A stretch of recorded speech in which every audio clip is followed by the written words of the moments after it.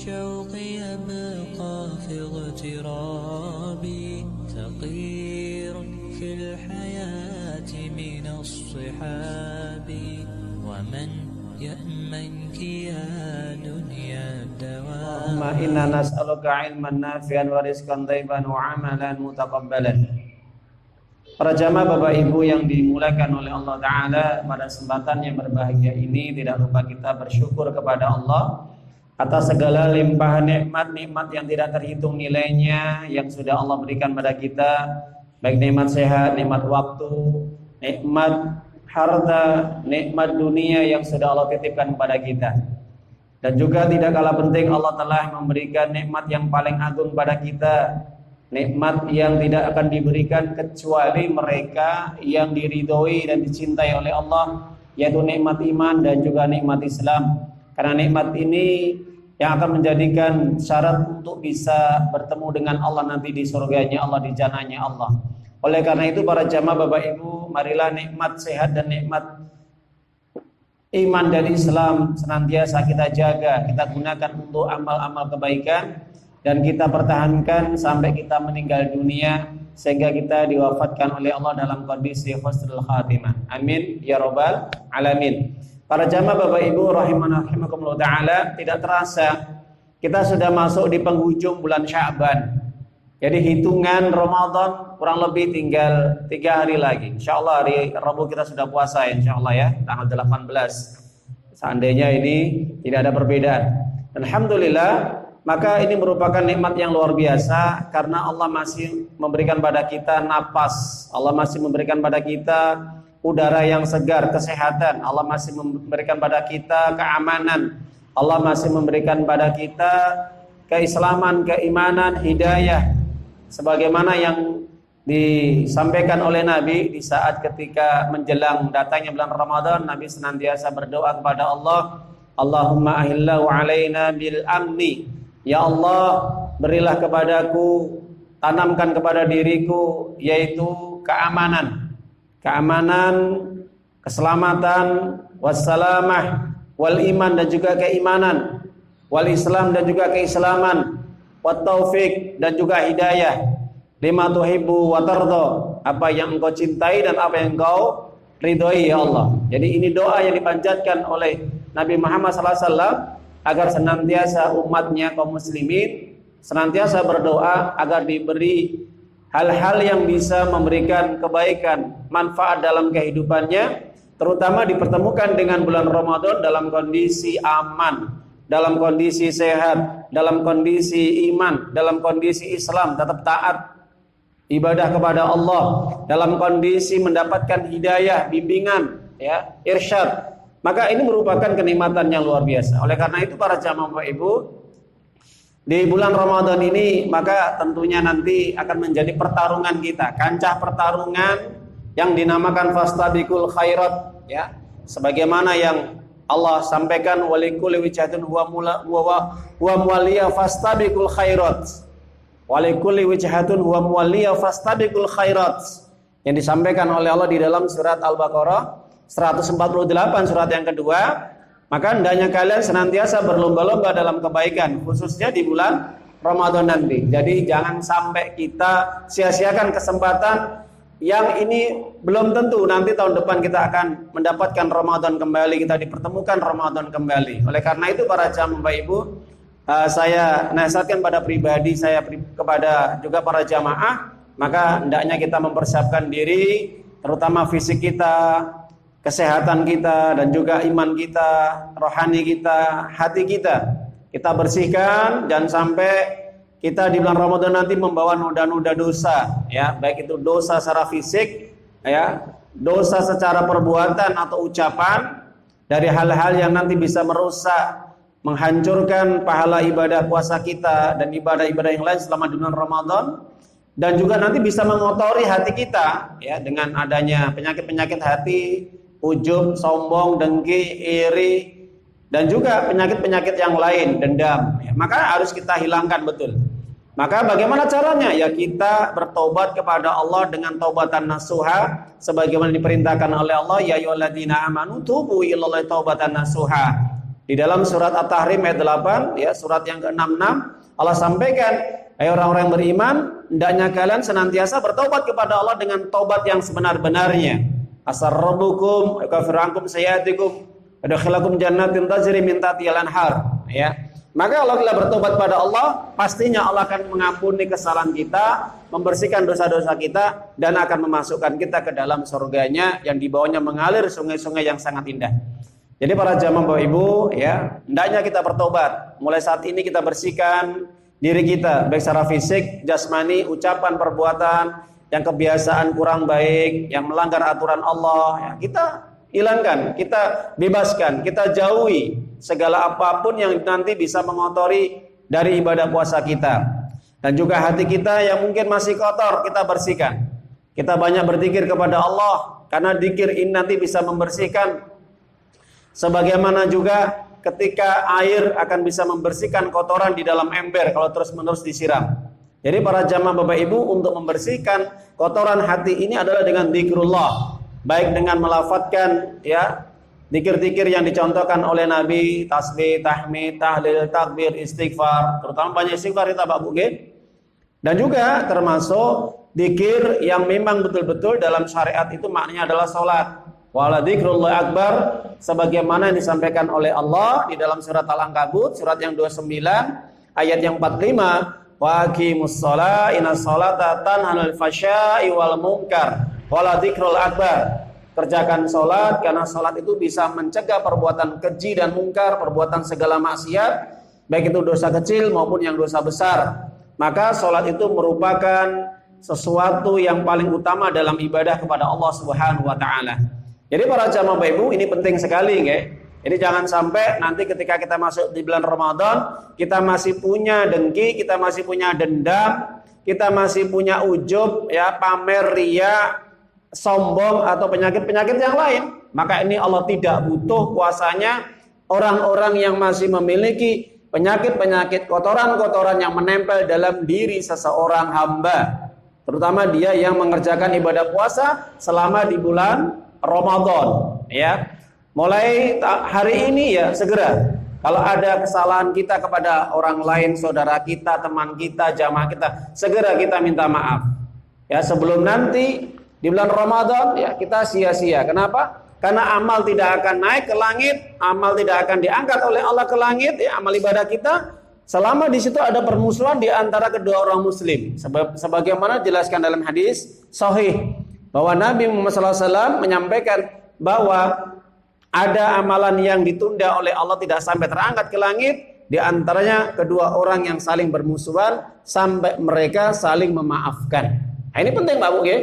Jangan sampai amal kita nanti di rumah itu tidak diangkat sama Allah, dan ibadah-ibadah yang lain karena kita masih ada kebencian, permusuhan, dendam dan sebagainya. Baik, para jamaah Bapak Ibu yang dimulakan oleh Allah SAW, bahwa Ramadan ini bukan hanya sekedar di situ ada syariat perintah puasa ataupun ibadah-ibadah sunnah yang lain. Tapi kalau kita kembali kepada sirah atau sejarah, ya, ternyata ada peristiwa yang luar biasa Bapak Ibu, ya. Peristiwa yang agung, peristiwa yang besar, peristiwa yang dahsyat. Nah, kita sampaikan dalam sejarah yang ditulis oleh para ulama ahli sejarah, baik Ibnu Katsir di dalam kitab Bidayah wa Nihayah, dan juga ulama-ulama sekarang sebagaimana Syekhur Rahman Al-Mubarakfuri di dalam kitab Al-Makhtum, ya, atau Sirah Nabawiyah. Di situ dijelaskan, ditulis ada peristiwa-peristiwa dahsyat yang itu berkaitan di bulan Ramadan Bapak Ibu, ya, yang banyak orang jarang paham atau mengetahuinya. Nah, kira-kira apa saja peristiwa yang luar biasa, peristiwa yang dahsyat, peristiwa yang agung, peristiwa yang besar yang ini terkait dengan bulan Ramadan, bulan yang Allah muliakan, yang Allah sucikan, yang Allah agungkan, yang mengandung keberkahan, yang mengandung banyak pahala, ampunan, dan dijauhkan dari api neraka. Ditutup pintu-pintu neraka, dibuka pintu-pintu surga. Ternyata apa? Peristiwanya banyak sekali Bapak Ibu. Baik itu peristiwa perang, Al-Harb, dan peristiwa kesedihan yang menimpa Nabi dan keluarganya, dan juga ada peristiwa Al-Busra, kabar gembira. Nah, ini akan menjadikan awal mukadimah pengajian kita di pengajian akhir kita Bapak Ibu. Ini penting sekali. Yang pertama, peristiwa yang dahsyat selama di bulan Ramadan ini yang pertama jelas, yaitu ketika turunnya Al-Quran di bulan Ramadan, terutama 10 hari yang terakhir di malam-malam ganjil atau Lailatul Qadar. Ini peristiwa yaitu nuzulul Quran, yang di situ 30 juz 114 surat turun sekaligus di bulan Ramadan, tepatnya 10 hari terakhir, yaitu pada malam ganjil. Jelas Bapak Ibu nggih? Yang kedua, juga pada tanggal 17 turunnya Al-Quran, surat yang pertama kali diturunkan pada bulan Ramadan pada tanggal 17 Ramadan. Yaitu pertama kali yaitu surat Al-Alaq. Iqra bismi rabbikal ladzi khalaq. Nah, itu surat yang pertama turun, Pak Bu. Itu pada tanggal 17 Ramadan, ya. Ini peristiwa yang luar biasa. Ya, ayat 1 sampai 5 itu pertama kali turun ketika Nabi di Gua Hira, yang didatangi oleh malaikat Jibril, kemudian diajarkan untuk membaca Al-Quran. Pertama kali surat yang disampaikan, yang diwahyukan oleh Allah melalui malaikat Jibril adalah surat Al-Alaq. Ya Muhammad, Iqra, bacalah dengan menyebut Tuhanmu, sampai diulang 3 kali. Kemudian peristiwa yang selanjutnya para jamaah Bapak Ibu yang kita pahami, yaitu peristiwa tentang munculnya asbab disyariatkannya adzan bagi umat Islam, Bapak Ibu. Ternyata awal munculnya disyariatkannya adzan pada bulan Ramadan. Yang hari ini yang dimana kejadian tersebut dialami oleh Abdullah bin Zaid, ya. Jadi Abdullah bin Yazid. Abdullah bin Yazid ini ketika dia bermimpi dan saat itu didatangi oleh malaikat Jibril, kemudian diperintahkan untuk mengumandangkan adzan, di mana disitulah masuknya waktu sholat bagi umat Islam. Jadi tanda masuk waktunya sholat, ya, yaitu dengan panggilan azan. Ini untuk membedakan orang-orang Yahudi, orang-orang Nasrani yang menggunakan lonceng, menggunakan trompet, dan menggunakan yang lainnya. Maka umat Islam dimuliakan oleh Allah ketika melaksanakan ibadah sholat itu diawali dengan masuknya adzan. Adzan ini sebagai waktu masuknya sholat. Jelas Bapak Ibu nggih? Dan mimpi itu kemudian disampaikan kepada Nabi Muhammad SAW, dan peristiwa ini pada bulan Ramadan, ya, tahun pertama dari hijrahnya Nabi. Setelah hijrah ke Madinah, ya, tahun pertama kemudian disyariatkannya adanya adzan. Kemudian para jamaah Bapak Ibu, peristiwa di bulan Ramadan yang tidak juga kalah penting yaitu penghancuran, nanti itu perang aja ya. Pembebasan kota Mekah atau yang dinamakan Fathul Mekah. Jadi pembebasan kota Mekah atau yang dinamakan Fathul Mekah ini juga terjadi pada bulan Ramadan. Tepatnya pada tanggal 20 Ramadan Bapak Ibu, tahun ke-8 Hijriah. Yang dimana ketika Nabi menaklukkan kota Mekah, yang di saat itu, ya, kaum Quraisy, ya, dia telah melanggar perjanjian Hudaybiyah. Dan saat itulah kemudian Nabi memerintahkan untuk menaklukkan kota Mekah yang dinamakan Fathul Mekah, pembebasan kota Mekah. Ketika orang-orang Quraisy melanggar perjanjian Hudaybiyah, yang mungkin kalau kita sendiri sedikit, yang ada sebagian oknum ulama yang menyatakan ketika ada pemimpin kita bergabung dengan Board of Peace, ya, yang dibuat oleh Presiden Donald Trump itu, Presiden Amerika, ketika Indonesia bergabung, ini sama sebagaimana perjanjian Hudaybiyah. Ini sesuatu yang kias malfarik. Jadi mengkiaskan, menyamakan sesuatu yang batil, yang tidak ada persamaannya, jelas beda jauh, ya. Karena kalau kita lihat perjanjian Hudaybiyah ini yang dimana Nabi SAW itu dikhianatin, dan kemudian Nabi langsung menyerang orang-orang Quraisy, ya, kemudian sampai melakukan kota Mekah, tujuan untuk syiar dakwah, ya, bagaimana menegakkan agama Allah di muka bumi ini. Kemudian membebaskan kota Mekah, mengajak orang Quraisy masuk Islam. Nah, sedangkan kalau Indonesia bergabung di Board of Peace, ya, yaitu lembaga perdamaian yang dibuat oleh Donald Bebek, presidennya Amerika, dianggap itu sesuatu yang diperbolehkan katanya, bergabung di situ. Nah, maka ini jelas kebatilan yang tidak masuk akal. Jadi anggapannya boleh ikut bergabung di dalam perdamaian yang dibuat oleh Presiden Amerika yang banyak membantai, membunuh kaum muslimin di Palestina. Jelas Bapak Ibu? Jadi Israel tidak akan mampu menghancurkan, menjajah, membunuh, membantai umat Islam di Palestina tanpa ada bantuan dari Amerika. Ya, tanpa ada bantuan Amerika. Jadi Amerika ini termasuk decision maker-nya.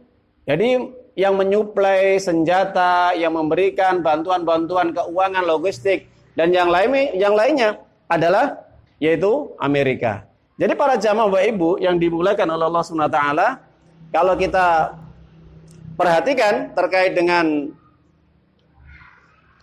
apa yang disampaikan oleh seorang ulama tadi, bahwa menyamakan perjanjian Hudaybiyah dengan masuknya negara Indonesia ke lingkaran perdamaian yang dibuat oleh Amerika, ini nggak nyambung ya. Ini satu kesesatan yang jelas, ini salah kaprah ya itu. Alasannya di situ ada maslahatnya.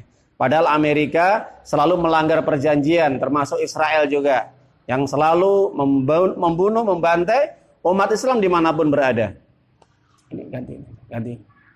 Jadi para jamaah Bapak Ibu yang dimuliakan oleh Allah Subhanahu wa taala, kemudian peristiwa di bulan Ramadan, yaitu penghancuran berhala di sekitar Ka'bah. Ini juga kasusnya pada bulan Ramadan. Nah ini. Jadi peristiwa yang terjadi di bulan Ramadan diantaranya adalah penghancuran berhala. Nah ini ketika setelah Fathul Mekah, maka Nabi diperintahkan oleh Allah Azza wa Jalla untuk menghancurkan berhala yang ada di sekitar Mekah, terutama yang ada di dalam Ka'bah.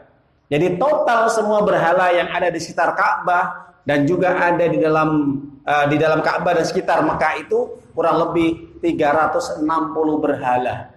360 berhala.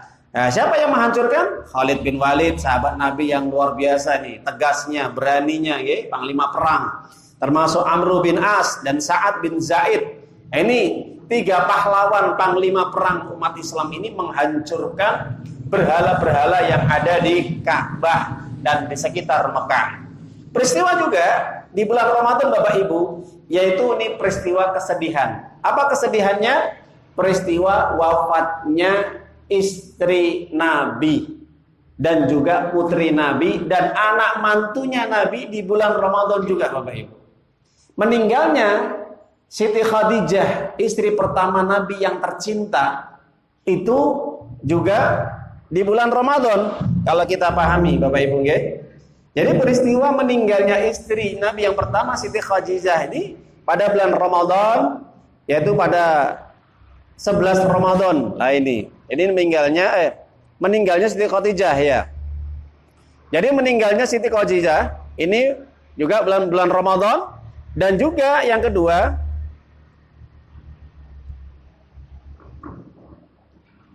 meninggalnya istri Nabi yang tercinta, yang cantik ya, yang dinikahi oleh Nabi ketika masih muda pada umur 7 atau 9 tahun, yaitu Aisyah radhiyallahu ta'ala anha. Ini pada bulan Ramadan. Maaf, bukan dinikahi, tapi meninggalnya, wafatnya Siti Aisyah itu meninggalnya pada bulan Ramadan. Kalau menikahinya pada bulan Syawal, Pak. Makanya kalau bulan Syawal ini banyak orang yang menikah, alasannya mengikuti sunnah Nabi. Nah itu. Baik. Dan juga di samping meninggalnya Siti Khadijah, istri yang pertama, dan Siti Aisyah, istri Nabi yang tercinta yang paling muda, putri dari Abu Bakar, ini juga meninggalnya, wafatnya pada bulan Ramadan. Dan kesedihannya juga ditinggal oleh putrinya beliau sendiri, yaitu Fatimah Az-Zahra ya. Itu juga pada bulan Ramadan Bapak Ibu nggih. Jadi Fatimah Az-Zahra ini wafat pada tanggal 3 Ramadan 11 Hijriah. Kalau Ibunda Aisyah ini wafatnya pada tanggal 17 Ramadan 58 Hijriah. Sedangkan Siti Khadijah pada tanggal 11 Ramadan tahun ke-10 kenabian. Nah ini. Dan juga yang terakhir meninggalnya anak mantunya Nabi, suami dari Fatimah. Siapa? Ali bin Abi Thalib radhiyallahu ta'ala anhu, putra dari paman Nabi Abu Thalib. Nah, jadi suami dari Fatimah Zahra ini juga meninggal pada bulan Ramadan pada tanggal 21 40 Hijriah akibat dibunuh sama orang munafik, ya, itu. Tapi para jamaah ibu yang dimuliakan oleh Allah SWT, itu peristiwa tentang kondisi keluarga Nabi, peristiwa Fathul Mekah, dan juga kesedihan meninggalnya, wafatnya istri tercinta Nabi yang pertama Khadijah, istri yang tercinta yang kedua yaitu Aisyah meninggal pada bulan Ramadan, dan juga wafatnya putri tercinta Fatimah Az-Zahra juga pada bulan Ramadan, dan juga meninggalnya anak mantu Nabi yang mulia Ali bin Abi Thalib juga pada bulan Ramadan. Ya, luar biasa ini, yang meninggalnya pada bulan Ramadan. Dan juga ada peristiwa yang dahsyat. Ya, ini yang harus kita pahami Bapak Ibu. Ternyata di bulan Ramadan juga Allah memberikan kemenangan kepada umat Islam di saat perang. Ya. Perang yang pertama, perang apa Bapak Ibu? Peristiwa yang luar biasa, perang Badar Kubro.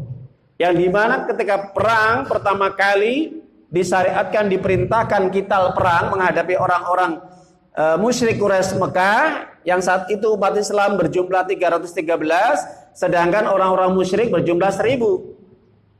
Dengan ya logistik yang terbatas, senjata yang terbatas, beda dengan perlengkapannya orang-orang musyrik Quraisy, ya.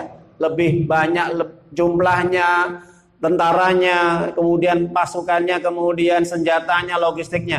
Tapi dengan izin Allah, maka Allah berikan kemenangan dalam perang Badar Kubro yang pertama pada tanggal 17 Ramadan Bapak Ibu. Masya Allah, ini peristiwa perang. Sedang puasa Pak, perang, ya. Kondisi umat Islam sedang puasa, juga di situ diperintahkan untuk berperang. Tapi dengan izin Allah dikasihlah kemenangan. Kemudian para jamaah Bapak Ibu, juga terjadi pada bulan Ramadan perang Khandaq. Perang Khandaq yang dimana di situ Nabi diperintahkan ya untuk menghadapi orang-orang Quraisy Mekah dan juga gabungan orang-orang Yahudi, dan persiapan yang luar biasa. Karena kondisi paceklik, panas yang luar biasa Pak Mungge, berapa derajat Celcius itu ya. Nah, itu dengan izin Allah, Allah berikan kemenangan pada perang Khandaq kaum muslimin, ya. Atau yang di situ menghadapi serangan sekutu yang bisa juga dikatakan perang Ahzab. Dan juga ada peristiwa lagi perang Tabuk Bapak Ibu. Perang Tabuk ini persiapan ketika menghadapi orang-orang Quraisy Mekah dan juga gabungan orang-orang Yahudi pada tanggal 9 Hijriah, ya. Pada tanggal 15, ya, pada 9 Hijriah. Ini di akhir Sa'ban sampai bulan Ramadan. Jadi perang ini perjalanan yang panjang hampir 1 bulan. Ini akhir Sa'ban, ini sudah mulai persiapan berangkat. Terjadi perangnya pada bulan Ramadan. Lain. Bayangkan hampir 1 bulan perjalanan PP dan perangnya itu 1 bulan. Dan ini juga membutuhkan persenjataan yang banyak ini. Maka dari perang ini Bapak Ibu, memang ada kisah ya. Ketika kaum muslimin dikumpulkan, maka disitulah berkumpul para sahabat Nabi, Abu Bakar, Umar, Utsman, Ali, dan sahabat-sahabat yang lain. Maka Nabi menawarkan, siapa kalian yang mempersiapkan, mau menyediakan persiapan untuk perang, mau mensedekahkan, menginfakkan harta kalian untuk persiapan perang. Saat itu Abu Bakar langsung ngacung, saya Rasulullah SAW, saya akan siap ya untuk mensedekahkan, menginfakkan harta saya dalam persiapan perang ini. Berapa yang kamu siapkan? Seluruh harta yang aku miliki Bapak Ibu. Masya Allah, seluruhnya. Jadi seluruh harta yang dimiliki oleh Abu Bakar itu disedekahkan, diinfakkan untuk perang. Lah itu. Jadi luar biasa ya. Kemudian yang kedua Umar setengahnya, kemudian disul Utsman dan yang lainnya. Coba Abu Bakar mensedekahkan semua hartanya, sedekahkan semuanya untuk urusan perang. Ditanya, kalau kamu sedekahkan, terus keluarga kamu apa yang kamu tinggalkan untuk keluargamu? Jadi ketika disedekahkan semuanya, lah nanti keluarganya makan apa gitu bahasanya Pak Bungke? Keluarganya makan apa? Apa jawaban Abu Bakar? Aku serahkan kepada Allah. Ya, biar Allah yang ngopeni, biar Allah yang nanggung, biar Allah yang jamin Bapak Ibu. Ya, Masya Allah, ini luar biasa. Makanya sampai Abu Bakar ini diukir di dalam Al-Quran, di dalam surat Al-Lail, yang Allah sampaikan di situ, Allah katakan apa? Fa amma man a'ta wattaqa wa saddaqa bil husna. Jadi dua ayat ini untuk memberikan apresiasi, penghormatan, kemuliaan kepada pribadi Abu Bakar. Ketika mensedekahkan, meninfakkan seluruh hartanya tanpa tersisa Bapak Ibu, dan keluarganya diserahkan kepada Allah. Ya, artinya tidak takut miskin, tidak takut fakir, tidak takut nanti dia kehilangan harta banyak. Enggak. Abu Bakar prinsipnya luar biasa, bahwa harta adalah titipan milik Allah, kembalikan kepada Allah. Apalagi untuk urusan perang Bapak Ibu. Tapi tetap miskin atau kaya? Abu Bakar tetap miskin atau kaya Pak Bu? Kaya, bertambah kaya, nggak semakin miskin nggak. Kalau harta digunakan untuk dakwah, digunakan untuk perang, digunakan untuk fisabilillah, Allah akan semakin tambah harta itu. Kenapa? Nah itulah harta yang bermanfaat, harta yang mabrur, harta yang apa Pak Bu? Berkah. Nah itu.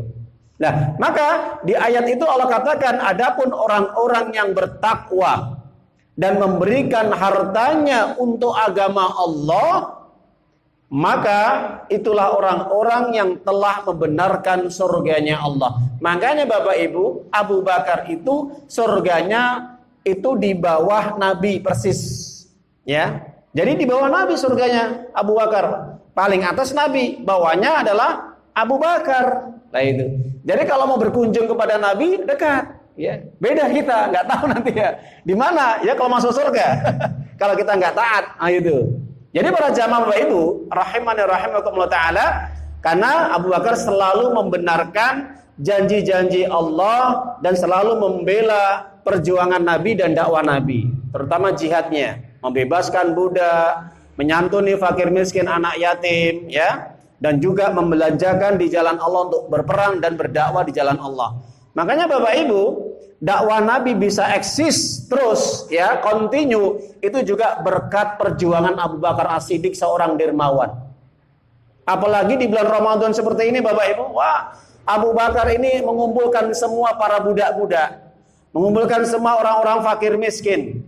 Bahkan itu bisa dihitung setiap hari bisa 500 sampai 1000 fakir miskin itu diundang oleh Abu Bakar, Pak. Untuk apa? Buka bersama, dikasih bantuan dan sebagainya. Masya Allah luar biasa ini. Di bulan Ramadan ini Abu Bakar nggak kalah penting, disusul dengan Utsman bin Affan. Utsman bin Affan ini ngundang 1000 orang juga, ya. Belum nanti Abdurrahman, ya, bin Auf mengundang semua kaum sahabat-sahabat Nabi di Madinah untuk berbuka puasa, baik di rumahnya atau di masjidnya Nabi. Ya.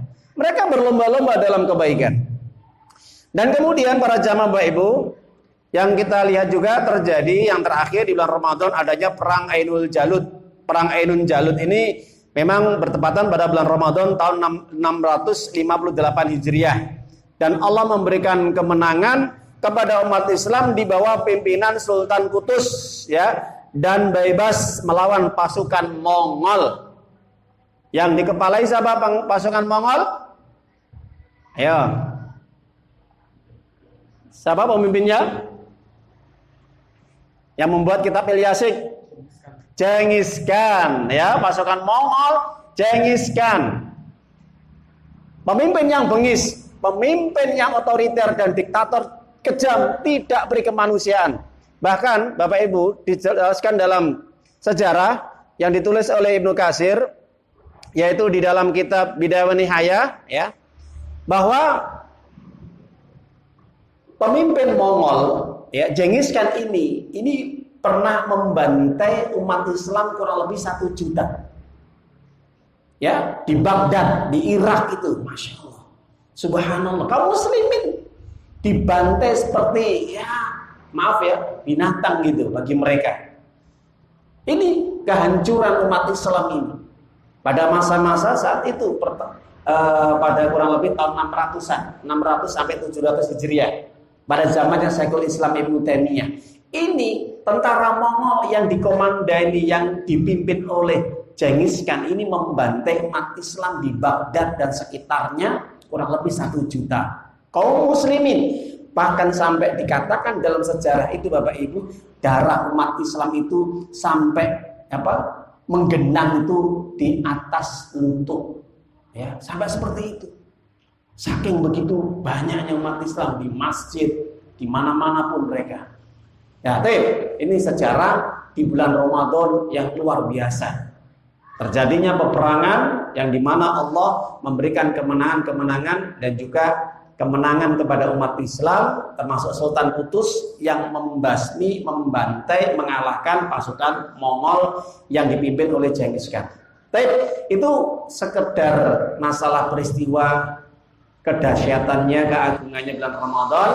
Jadi bulan Ramadan ini bukan hanya sekedar ya kita disarankan berpuasa, tapi ada peristiwa-peristiwa yang penting, yang dahsyat, yang agung, yang dimana harus kita jadikan sebagai remember, ya, memoris, ya, sejarah dalam kehidupan yang akan berulang kembali. Bahkan nanti umat Islam pun juga dengan izin Allah ya, akan mengalami peperangan juga yang dahsyat. Ada ahli sejarah, mungkin ini hanya perkiraan, apakah terjadi nanti di bulan Ramadan perang dahsyat yang itu dinamakan perang Malhamah Kubro, ya, perang yang besar atau mungkin perang dunia ketiga yang dipimpin oleh Imam Mahdi melawan orang-orang kafir Eropa. Nah, itu. Dan juga nanti menghadapi Dajjal. Nah, itu.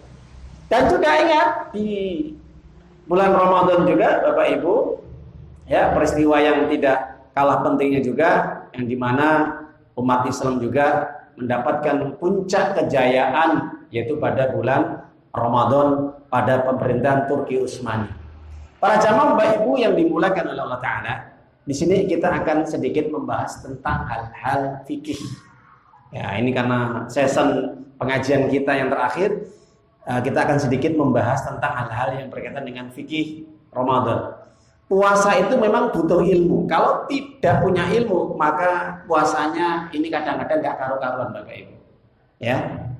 Jadi puasa yang tidak dibarengi dengan ilmu, maka akan menjadikan puasanya bermasalah. Contohnya dalam hal masalah hukum. Ketika di dalam syariat Islam ada hukum yang diperbolehkan dalam berpuasa. Ini banyak orang tidak tahu ya. Contohnya apa? Ketika orang berpuasa diperbolehkannya yubahu fisyam. Ketika di dalam puasa ada yang dibolehkan Bapak Ibu. Contohnya, kita ketika puasa kondisi kita gregesi atau sakit, kita boleh suntik. Suntik, datang ke dokter, kita suntik tanpa infus, ya. Maka itu tidak membatalkan puasa dan ini diperbolehkan. Dan juga ketika kita puasa kita boleh menggunakan tetes, ya, mata itu, buat tetes mata itu Bapak Ibu, ya. Itu boleh. Pakai celak itu juga boleh. Kenapa? Karena Nabi menyampaikan bahwa pakai celak ataupun tetes mata, ya, kalau orang sekarang itu mungkin itu diperbolehkan dalam syariat. Kemudian juga siwak, sikatan juga. Kalau orang sekarang sikatan, sikat gigi, siwak. Nah, ini diperbolehkan Bapak Ibu. Ya, jadi nggak usah ragu-ragu, kita nggak usah takut dengan adanya sikat gigi. Karena Nabi mengatakan laula an suqa ummati, ya. Kalau seandainya laula an asyqa ummati, ya, la'amartum bisiwak makuli wudu. Kalau saya tidak memberatkan umatku, maka aku perintahkan untuk bersiwak setiap dia berwudu. Bahkan ketika puasa pun boleh. Berkumur juga boleh Bapak Ibu, ya. Yang penting harus dijaga jangan sampai masuk ke dalam tenggorokan, masuk ya ke perut. Kemudian juga menelan ludah, boleh menelan ludah Bapak Ibu. Ya, jadi jangan sampai dikumpulkan ludahnya, sudah berkumpul baru ditelan, itu nggak boleh. Karena ludah ini bagian daripada air liur kita yang ada dalam tubuh kita, mungkin sulit untuk menghilangkannya. Jadi nggak boleh, maksudnya agar umat Islam itu ketika tidak mudah berludah gitu loh. Ya, jadi maka diperbolehkan untuk menelan ludah. Juga keramas, samponan, mengguyur air rambutnya. Nabi pernah ketika bulan Ramadan berpuasa dalam kondisi cuaca panas, beliau kemudian mengambil handuk, dikasih air, dibasahin, kemudian diletakkan di atas kepalanya biar dingin kepalanya Pak Bu. Beliau sahabat Nabi pernah merendam, boleh berenang. Yang penting tidak minum, boleh berenang. Nah, itu yang penting tidak minum. Nah, itu. Kemudian juga para jamaah Ibu, bekam, boleh bekam. Selama tidak dikhawatirkan lemas, ya, atau lemah badannya, boleh bekam. Jadi hadis yang melarang bekam itu sudah dimansuh, dihapus. Maka Nabi mengatakan ihtajama fawasoim. Nabi pernah berbekam dalam kondisi dia berpuasa. Dan juga diikuti oleh sahabat Nabi pernah berbekam. Ya, catuk kalau orang sekarang. Donor darah boleh Ustaz? Boleh. Yang penting tidak dikhawatirkan ya dia lemah. Ya, mengeluarkan darah boleh. Dan juga para jamaah ibu, mencium istri boleh nggak? Boleh, yang penting tidak terjadi syahwat atau keluar maninya, ya batal nanti puasanya ya. Nabi ketika sedang berpuasa dijelaskan dalam hadis dari Bunda Aisyah bahwa Nabi ini qabbala azwajahu fawasoim. Nabi pernah mencium para istrinya dia dalam kondisi berpuasa. Kalau bapak yang sudah beristri ini berkeluarga, kalau seandainya mau cium istrinya, seandainya kata puasa, mikir-mikir dulu pak, ya, dipikir dulu. Nah ini kuat gak saya ini? Kalau nggak kuat, jangan pernah mencium istrinya ketika di saat puasa. Kalau bisa menahannya, nggak apa-apa, cium istrinya sebagai bentuk kasih sayang. Jadi para jamaah ibu, itu hal-hal yang diperbolehkan di dalam kita berpuasa. Makanya seandainya orang, contoh lagi ketika junub masuk waktu subuh fajar, maka dia boleh teruskan untuk dia mandi kemudian sholat subuh. Ya ini yang diperbolehkan juga. Para jamaah ibu, hal-hal juga yang disunahkan dalam puasa. Yang disunahkan apa? Yang disunahkan adalah untuk makan sahur. Meskipun itu hanya air kalau ada air, kalau ada kurma, kalau ada makanan pokok. Nabi mengatakan tasahharu, ya tasahharu fa inna fis sahur barokah. Hendaknya kalian sahur karena di dalam sahur ada keberkahan. Orang yang tidak sahur enggak dapat berkah Bapak Ibu. Ya, maka jaga sahur. Lah, jarak sahur dengan adzan rentangnya berapa? Jaraknya adalah khamsuna ayat. Orang yang membaca Quran 50 ayat. Kurang lebih antara setengah jam sampai 1 jam lah. Ini yang biasa. Jadi yang paling afdoliyah sahur itu adalah di saat ketika kondisi yang sudah mendekati adzan. Ada mendekati adzan ini ada jeda waktu setengah sampai 1 jam. Jangan sahur jam 2 sahur. Nah, ini kurang utama Pak. Kenapa? Karena Nabi mengatakan dalam hadis, Inna Bilal yu'adzin bil lail wa kulu wasrabu hatta tasma' adzan Ummi Maktum. Hadis Imam Bukhari. Sesungguhnya Bilal itu pekerjaan adzannya ketika subuh itu dia membangunkan orang sholat malam dan sahur. Jadi sekitar jam 3, setengah 3, jam 3. Ini adzannya Bilal. Jadi adzan pada zaman Nabi 2 kali Pak Bu. Adzannya Bilal itu jam setengah 3 atau jam 3 itu membangunkan orang untuk sholat malam tahajud dan sahur. Kemudian Nabi mengatakan makan, minum, nikmati hubungan suami istri juga boleh sampai kamu mendengarkan adzannya Abdullah Ummi Maktum. Ini adzannya kedua. Jadi muadzinnya Nabi, seorang tua yang buta, tugasnya mengadzani di waktu masuknya waktu sholat subuh. Jelas Bapak Ibu? Kurang lebih kalau sekarang 4/4 atau 4:20. Ini adanya Abdullah bin Ummi Maktum. Maka batasannya sahur adalah sampai adzan. Jelas Bapak Ibu? Bukan imsak. Nanti kalau ada kata-kata, wah kalau sudah imsak nggak boleh makan minum. Kenapa? Karena sudah imsak. Nah, ini pemahaman yang sangat keliru Bapak Ibu. Jadi kata-kata imsak, panggilan imsak itu hanya di Indonesia saja. Di negeri-negeri Arab nggak ada Bapak Ibu. Seandainya ada imsak, ya monggo silakan. Tapi ingat, jamaahnya harus dikasih pengertian. Masyarakatnya harus dipahamkan. Khawatir masyarakat kita yang mungkin jauh dari agama, kebanyakan mereka tidak mau belajar ilmu agama, sehingga ada hal-hal yang baru seperti itu dianggap ajaran syariat Pak Bu. Dianggap itu aturan, sehingga imsak itu sebagai pemutus makan dan minum dan pembatal puasa yang lain. Oh ini nggak benar. Jadi ketika imsak, pada kata-kata imsak ini masih ada jeda berapa Pak Bu? Kurang lebih 15 sampai 10 menit ya. Nah, itu bisa digunakan untuk makan. Bahkan saya pribadi sering kata, waktu imsak malah makan saya. Sampai dengar adzan selesai cukup. Makan 15 menit cukup Pak Bu. 10 menit cukup.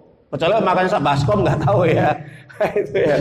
Jadi imsak itu bukan pembatas selesai makan dan minum atau pembatal yang lain. Itu hanya kode persiapan. Bolehlah ya kalau itu persiapan. Tapi kalau masyarakat belum paham, itu mendengar imsak itu dikatakan nggak boleh makan, nggak boleh minum. Ini sudah selesai waktunya. Maka yang mengumandangkan imsak berdosa, bertanggung jawab di hadapan Allah. Karena telah dia menipu manusia. Makanya harus dipahamkan Pak Bu, masjid-masjid musola, imsak ini masih boleh makan loh ya. Gak usah khawatir. Ini hanya warning saja. Kehati-hatian, persiapan untuk nanti persiapan adzan subuh. Jadi segera makan dan minum. Kenapa? Terus terang, dulu waktu saya masih SD, saya biasa mengumandangkan imsak itu Pak Bu nggih. Itu mengatakan seperti ini, imsak, waktunya makan dan minum sudah selesai. Ini waktu saya SD, ya, kebodohan saya dulu ya. Nah, setelah mungkin ngaji, mondok, bertanya kepada ustadz, para ulama, hadis-hadis Nabi kita pelajari, syariat fikih Ramadan kita pelajari, ternyata imsak memang nggak ada dasarnya. Ini hanya buatan orang Indonesia saja. Baik. Itu yang disunahkan ketika sahur, Bapak Ibu, ya. Kemudian disunahkan untuk menyegerakan berbuka. Apa kata Nabi? La yazalun nas bi khairin ma'ajalil fitra. Orang akan senantiasa berada dalam kebaikan selama dia menyegerakan berbuka. Yang dinamakan takjil. Halo Bapak Ibu, kenal dengan takjil? Takjil itu diambil dari bahasa Arab ini tadi. Dalam hadis Imam Muslim. Ajjala yu'ajjilu takjilan. Ajil ya, takjil. Jadi takjil itu apa? Menyegerakan berbuka. Bukan kok makan itu takjil, bukan ya. Jadi kadang-kadang siapkan takjil. Ya nggak apa-apa lah, mungkin bahasa orang Indonesia ya. Takjil itu artinya cepet-cepet dan buka gitu loh. Segera berbuka. Kata ajala yu'ajilu takjilan. Tapi karena bahasa Indonesia itu sudah merambah atau sudah mentradisi, jadi kata takjil itu dianggap itu makanan atau hidangan. Gitu Pak Bu ya? Kalau hidangan itu to'am atau akal atau surbi atau saroba, yaitu itu makan atau minum. Makanya orang yang menyediakan makan bagi orang yang berbuka puasa pahalanya besar Pak Bu ya? Nabi mengatakan man fatara shaiman kana lahu mithlu ajri ghairu la yanqusu min ajri shaim sai. Dalam hadis Imam Tirmidzi, siapapun orang yang memberikan makan bagi orang yang berbuka sekedar minum, kalau ada yang makan sampai dia kenyang, Allah akan memberikan pahala yang diberikan dari orang yang diundang tadi, yang makan tadi. Kalau orang 100 nanti dilipat gandakan jadi 700 bahkan lebih Pak. Satu orang mungkin. Bayangkan kalau yang makan ada 10, 20, 30. Makanya Bapak Ibu, mari kesempatan untuk kita bersedekah. Ketika nanti bulan Ramadan ya, persiapan untuk uangnya ya, hartanya, untuk berbondong-bondong kita berlomba-lomba bersedekah.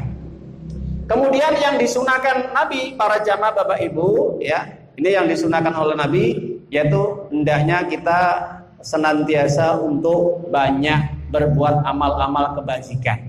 Apa terutama? Nah ini 3 amalan ini jangan sampai kita tinggalkan di bulan Ramadan. Ini 3 amalan dahsyat Pak. Adzan dulu ya, nanti ada 10 menit bisa kita lanjutkan. Silakan. Tapi para jamaah Bapak Ibu yang dimuliakan oleh Allah SWT, hal-hal yang disunahkan di dalam kita berpuasa di bulan Ramadan, kita berbicara ibadah sunnahnya. Kalau wajibnya, Masya Allah, pahalanya besar sekali ya. Bahkan Ibnu Rajab mengatakan orang yang melaksanakan ibadah sunnah itu akan diberi pahala sebagaimana pahalanya wajib. Ya, pahalanya orang ibadah wajib di bulan-bulan yang lain. Jadi di bulan Ramadan ini pendapat saja Pak Bu ya, orang melaksanakan ibadah sunnah itu pahalanya itu setara dengan pahala yang wajib. Bagaimana yang wajibnya? Wah, tidak terbatas. Apalagi puasa. Puasa hanya untuk Allah. Innaulif wa ana ajbi. Puasa itu adalah untukku, aku yang memberikan pahala secara langsung. Hanya Allah yang tahu, tanpa batas Pak. Kenapa? Karena puasa adalah membutuhkan namanya kekuatan yang namanya sabar. Makanya Allah katakan di dalam surat Az-Zumar, surat 39 ayat yang ke-10, innama yufassabiruna ajrum bighairi hisab. Orang yang sabar itu akan mendapatkan pahala tanpa batas, tidak bisa terhitung nilainya, ya. Paling besar itu orang yang sabar, terutama orang puasa ini butuh kesabaran, menahan lapar sampai mulai terbitnya fajar matahari sampai terbenamnya matahari. 12 jam kita ngempet Pak Bu, menahan. Baik. Jadi ibadah sunnah ini kami sarankan kepada para jamaah, kami nasihatkan, tolong ini dijaga dengan sebaik-baik mungkin. Karena amalan yang paling penting ini 3 amalan Pak Bu. Satu apa? Hendaknya kita menjaga sholat tarawih kita dengan berjamaah. Kesempatan Ramadan tahun ini kita manfaatkan, jangan sampai satu pun bolong, denggang. Kecuali udzur syar'i, sakit atau mungkin safar. Safar pun sebisa mungkin kalau bisa tetap sholat, cari masjid ya. Kalau memang waktunya bisa diatur. Jangan pernah tinggalkan sholat tarawih Pak Bu. Rugi betul. Kenapa? Karena Nabi sendiri menyampaikan dalam hadis Imam Tirmidzi, "Man qama ma'al imam hatta yansarifa kutiba qiyamul lail."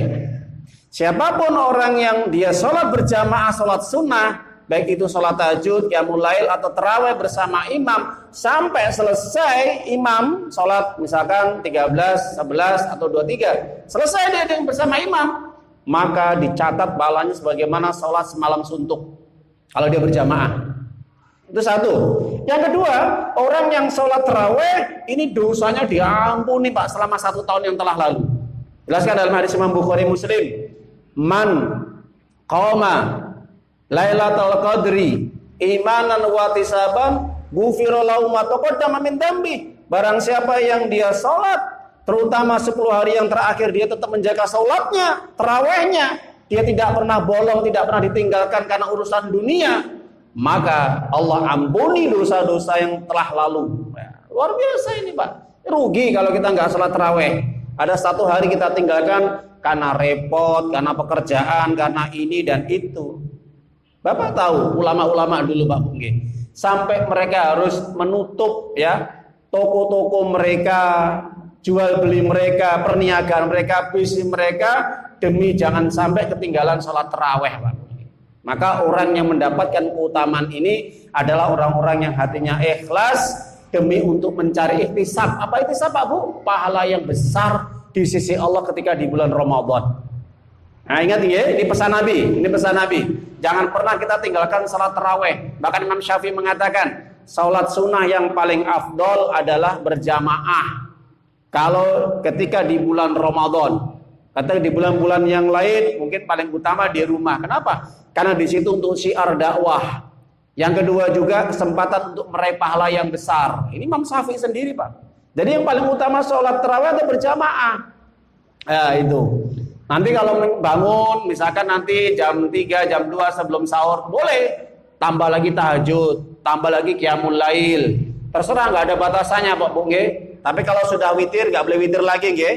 Cukup witirnya 1 kali. La witran fi lailatin kata Nabi. Tidak ada 2 witir dalam 1 malam. Kalau kita sudah sholat tarawih ditutup witir, kita mau bangun lagi sholat malam, sholat sunnah mutlak, tahajud atau sholat wudu atau sholat-sholat yang lain, istikharah yang lain, maka silakan. Yang penting tidak usah pakai witir lagi. Tapi kalau belum witir ya tutup dengan witir di akhir malam kita. Kenapa? Karena sholat yang paling utama, sholat sunnah adalah di akhir waktu. Itu sunnah ya. Jadi utamanya sholat sunnah adalah di akhir, bukan di awal. Beda kalau sholat wajib. Kalau sholat wajib yang paling utama afdoliyahnya di awal, itu perbedaannya. Kalau sholat sunnah paling utama di akhir waktu. Kalau sholat wajib yang paling utama di awal waktu kata Nabi. Yang kedua, jangan pernah tinggalkan di bulan Ramadan. Ini suatu amalan yang penting Pak Bung. Apa? Tadarus qiraatul Quran, membaca Quran. Jangan pernah tinggalkan. Meskipun itu hanya 1 waktu ya. Kalau bisa setiap selesai sholat 5 waktu baca Quran. Kalau repot paling mentok itu malam harinya habis sholat tarawih. Kalau masih sibuk. Tapi tolong jangan tinggalkan dalam 1 hari tidak baca Quran. Rugi Pak. Ustadz saya repot, saya jualan. Nggak usah khawatir, bawa Quran. Kalau nggak bawa Quran mushaf pakai HP.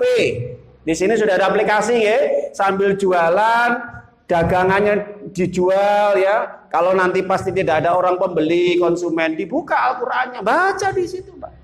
Ya, baca Quran di situ sambil baca Quran. Ya nyepet apa nang ndi sembunyi ben gak ketok uang gitu, sajane isin ngoten. Karena memang salat sunat yang paling bagus itu adalah disembunyikan. Itu yang paling bagus, yang paling utama memang lah itu. Baca Quran ya, jangan lupa. Kenapa? Karena orang baca Quran itu banyak keutamaannya Pak Bungge. Satu huruf yang kita baca itu 10 sampai dilipatkan menjadi 700. Belum di bulan Ramadan ditambah lagi pahalanya. 2, dapat syafaat nanti pada hari kiamat. 3, cahaya di alam kubur sampai dibawa ke akhirat. 4, Al-Quran nanti akan menjadi pembela kita pada hari kiamat. Nah, kurang apa lagi Pak Bungge? Yang kelima, Al-Quran akan membuat tenang dalam kehidupan kita, hati kita. Orang kalau baca Quran hatinya tenang, Pak. Ya, karena itu obat untuk menenangkan hati. Makanya Bapak Ibu kalau sedang marah ambil air wudhu baca Quran, selesai, adem, Pak. Ya betul itu.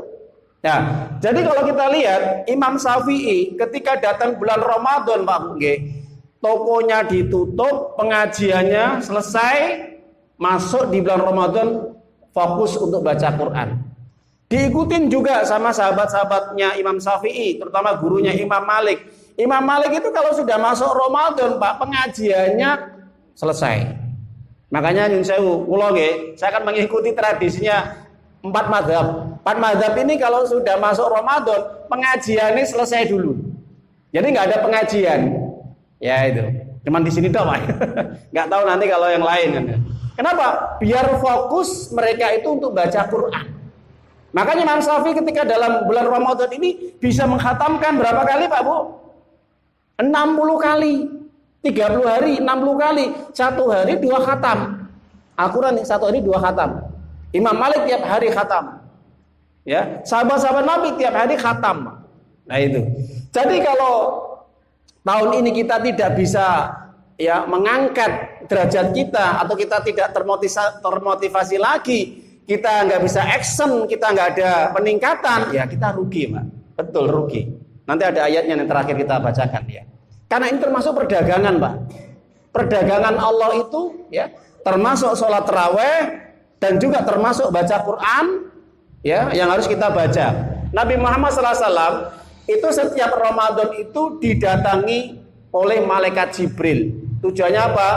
Untuk murojaah, ngetes hafalannya.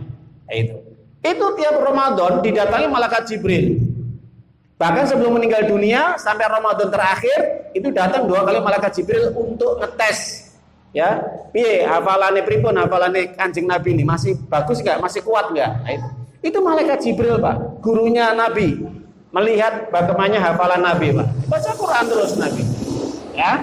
Ya, jadi tolong Bapak Ibu, amalan yang kedua yang paling penting, jangan pernah meninggalkan untuk membaca Quran. Jangan hanya sibuk kita urusan dunia sampai kita lalai meninggalkan bacaan Quran. Kalau bisa kita langsung list untuk hari ini kita catat ya. Jadi selama Ramadan nanti habis sholat baca Quran, habis sholat baca Quran. Insya Allah nanti bisa 1 juz 1 hari. Mampu Pak Bu? Ustadz abut 1 juz ya sudah. Ya setengah juz berat. Ya sudah 3 lembar berat. 1 lembar berat. 1 ayat berat, ya sudah, Anda siap untuk dibacakan Quran. Nah, itu. Kenapa? Ada jinnya. Orang itu kalau mau baca Quran ada jinnya. Betul. Makanya Muhammad Faizal seorang ahli ruqyah mengatakan, orang muslim kalau sudah bisa baca Quran, kok dia malas baca Quran, itu ada jinnya, setannya di dalam tubuhnya. Kenapa? Karena sudah menguasai hatinya untuk melalaikan zikir kepada Allah. Jelas? Makanya kalau sudah malas diruqyah dengan bacaan Quran. Yang ketiga terakhir, amalan yang penting di bulan Ramadan jangan pernah kalau bisa tinggalkan semampu kita apa? Sedekah. Nabi pernah ditanya oleh sahabat, ya Rasulullah SAW, sedekah apa yang paling utama? Sedekah paling utama, Abdul sedekah di Ramadan. Sedekah di bulan Ramadan. Niatnya ikhlas karena Allah Subhanahu wa taala, bukan karena riya, pamer atau pengen dikatakan dermawan ini dan itu. Semampunya Bapak Ibu, kalau bisa ya sembunyi-sembunyi, kalau nggak bisa ya terang-terangan, yang penting niatnya ikhlas. Semampunya Pak Bu nggih. Minimal apa? Menyiapkan takjil tiap hari kalau mampu. Nggak mampu tiap pekan. Nggak mampu minimal 1 bulan menyiapkan takjil. Itu harus Pak kalau bisa. Rugi kalau kita tidak berpartisipasi ikut ya dalam hal bersedekah di bulan Ramadan. Ya, bisa memberikan makan di masjid musola atau mungkin orang-orang yang jalan di pinggir jalan itu kasih ya takjil. Atau saudara kita kasih dia makan. Terutama siapa? Fakir miskin, anak yatim, orang-orang yang membutuhkan. Lah, duafa, orang-orang yang lemah. Kasih mereka makan, kenyangkan mereka, ya. Kenapa? Karena Nabi orang yang paling dermawan. Terutama di bulan Ramadan, saking dermawannya itu seperti angin yang lembut sekali, Pak. Dijalui model piye Kanjeng Nabi nggak pernah nolak, Pak. Kenapa? Karena Nabi menyampaikan bahwa tidak layak seorang nabi itu dia menahan hartanya. Maka apa yang dia miliki kasihkan. Kalau bisa semuanya. Makanya maklum Nabi ketika meninggal dunia, sebelum meninggal dia menggadaikan baju perangnya karena punya utang. Bayangkan Nabi punya utang, Pak. Gue bayar kelambine sing digadekne iki mau. Lah itu kepada orang Yahudi. Enggak punya apa-apa Pak Nabi. Bayangkan rumahnya kita lihat. Lah pengen kaya bisa kaya Nabi, Pak, nggih. Nah, maka Nabi memberikan contoh kepada umatnya, mana qasat sadaqatun fi Ramadan. Mana qasat sadaqatun fi malin. Tidak akan berkurang harta yang disedekahkan di bulan Ramadan terutama, ya. Itu karena pahalanya besar sekali. Tapi itu 3 amalan yang harus kita jaga. Kalau itikaf saya yakin, Pak, tidak semuanya mampu karena berat. Itikaf itu 10 hari ya, terakhir itu berat. Kalau itikaf cuma hanya sebatas malam tok, berangkatnya nanti jam 12, nanti pulangnya jam 3, itu benar itikaf secara bahasa.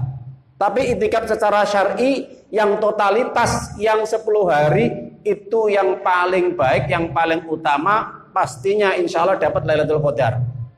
Makanya tanamkan dalam diri penjenengan seumur hidup kalau bisa itikaf minimal sekali. Sebagaimana seumur hidup minimal umroh sekali kalau punya harta. Oke? Tanamkan dalam diri kita, ya. Tanamkan mulai saat ini seumur hidup kalau bisa itikaf sekali seumur hidup, ya. Untuk mendapatkan apa? Lailatul Qadar. Pasti yang itikaf 10 hari pasti dapatkan apa? Dia berangkat mulai malam 21, pulangnya 29 pagi. Masya Allah. Bagaimana nggak dapat? Sholat, zikir, sholawat, baca Quran, sholat, zikir, sholawat, sedekah, baca Quran. Di dalam masjid gitu aja aktivitasnya, ibadah. Nggak ada yang lain. Nggak boleh jual beli, nggak boleh berdagang, nggak boleh ngumpuli istri, nggak boleh ini dan itu urusan yang ada manfaatnya, apalagi HP, ya ini rusak nanti. Tapi ini dijaga, ya. Maka dari 3 amalan tadi ternyata ada dalilnya, Pak. Kita buka surat yaitu Fatir, surat yang ke-35. Surat ini Allah sampaikan kepada Nabi untuk disampaikan kepada umatnya. Ayat berapa Pak Bu? Ayat 29 dan 32 ayat. Nanti tolong di rumah dibuka, ya. Nanti tolong di rumah dibuka. Sekarang bisa dibuka juga kalau ada yang bawa HP. Allah katakan, Innal ladina yasluna kitaballah wa aqamus salata wa anfaqu mimma razaqnahum sirran wa alaniyah yarjuna tijaratan lan tabur.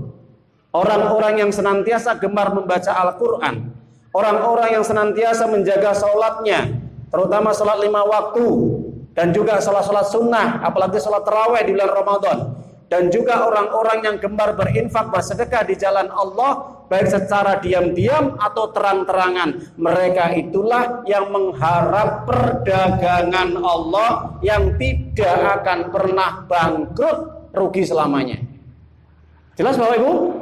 Ya, jadi kalau kita pengen berdagang dengan Allah, ayo kita tunjukkan di bulan Ramadan besok. Kita berlomba-lomba dalam kebaikan untuk mengamalkan ayat ini. Dan Allah menutupnya di ayat yang 30, liwafiyahum ujurahum wa zida min fadli innahu ghafurun syakur. Allah menyempurnakan pahala mereka. Jadi pahalanya disempurnakan, ditambah terus, Pak. Wa yazida min fadli, dan juga ditambah lagi karunia-Nya. Apa Pak Bu? Maaf ya. Nanti orang yang banyak beramal ibadah itu rumahnya di surga enggak satu. Ada ribuan bahkan jutaan rumah di surga. Bagi siapa? Mereka yang memperbanyak amal ibadahnya. Salatnya, puasanya, hajinya, umrohnya, sedekahnya, baca Qur'annya, jihadnya, dakwahnya. Semakin banyak ibadahnya ditambah sama Allah. Apa? Rumahnya di surga. Itu menurut pendapat ulama tafsir sebagian. Jadi kata-kata wazida min fadli, ditambah lagi rumahnya, yang gemar berzikir, gemar sholawat, gemar baca Quran, gemar tahajud, gemar sedekah, gemar dakwah, gemar berbuat kebaikan, ditambah lagi rumahnya. Rugi Bapak Ibu kalau rumah kita di surga satu. Cuman hanya sholat aja, yang lainnya kita nggak mau. Jangan. Kesempatan mumpung masih hidup, jangan sampai menyesal nanti di surga. Ustaz, kok ada menyesal di surga? Iya. Penyesalan itu ada dua. Menyesal masuk neraka karena mereka mengingkari perintah Allah, tidak mau ibadah, malas-malesan, Allah masukkan ke dalam neraka. Yang kedua, orang menyesal karena masuk surga. Oh bisa Ustaz? Iya. Ketika dia ditampakkan di surga, dia melihat saudaranya ditempatkan yang paling tinggi, sehingga dia mengatakan, seandainya jatuh no nalikane nang donya, aku berlomba-lomba dalam kebaikan. Itu penyesalan. Artinya penyesalan bukan karena mungkin merasakan kerugian, tidak, tapi menyesal kenapa kok disia-siakan waktunya selama di dunia, nggak memperbanyak amal ibadah, males-malesan, mager, nongkrong hanya di depan HP tok, ya siang malam berjam-jam, padahal bisa digunakan untuk zikir, baca Quran, untuk ibadah-ibadah yang lain. Jelas Bapak Ibu ya? Nah, ini dua ayat tolong nanti dibaca, dipahami dan diamalkan di bulan Ramadan. Mari kita song-song bulan Ramadan ini dengan hati yang ikhlas, gembira, bertobat kepada Allah dan mempersiapkan hati kita, jasad kita, fisik kita untuk kita memacu ibadah di bulan Ramadan dengan kita berlomba-lomba. Jadikan Ramadan tahun ini adalah Ramadan yang terbaik. Yang kedua, jadikan Ramadan adalah Ramadan yang terakhir dalam kehidupan kita. Jangan menganggap wah nanti kita akan hidup lama, enggak. Bisa jadi ini Ramadan terakhir kita. Jelas Bapak Ibu ya? Maka marilah kita memohon kepada Allah agar Allah memberikan kepada kita kekuatan iman, kesabaran dan juga fisik yang kuat, kesehatan. Amin ya rabbal alamin. Itu saja yang kami sampaikan kepada para jamaah, semoga bermanfaat. Sekali lagi saya sampaikan pada para jamaah untuk kajian kita ini malam yang terakhir selama Ramadan sampai Syawal 2 bulan kita akan libur dulu. Dan yang kedua, kami sampaikan pada para jamaah, mbah bilih wonten kekilafan kelepatan selama pulau dakwah selama 1 tahun sampai sekarang ini terakhir, dan juga pada jamaah yang lain kalau ada kesalahan juga kita saling memaafkan ya Pak Bu. Baik yang kecil maupun yang besar, baik yang tampak maupun yang tidak tampak. Begitu juga tolong dimaafkan kalau ada kesalahan dari para panitia takmir musola Sadul Basar di sini. Mungkin kalau ada kekurangan dalam penyambutan, penghormatan, menyediakan apapun, kalau mungkin kurang bagus, kurang baik, tolong dimaafkan. Karena ini adalah kelemahan kami, kekurangan kami. Bisa dimaklumi ya. Itu saja kurang lebihnya. Mudah-mudahan kalau kita saling memaafkan sebelum Ramadan, insya Allah kita tidak membawa dosa ya. Kita akan bersih. Itu saja kurang lebihnya. Marilah majelis ini kita akhiri dengan bacaan hamdalah. Alhamdulillahirabbil alamin. Subhanaka Allahumma wa bihamdika asyhadu an la ilaha illa anta astaghfiruka wa atubu ilaik. Bila taufik wal hidayah, akhiru da'wana. Assalamualaikum warahmatullahi wabarakatuh. Ayyuhalladzina amanu ittaqullaha haqqa tuqatih wa la tamutunna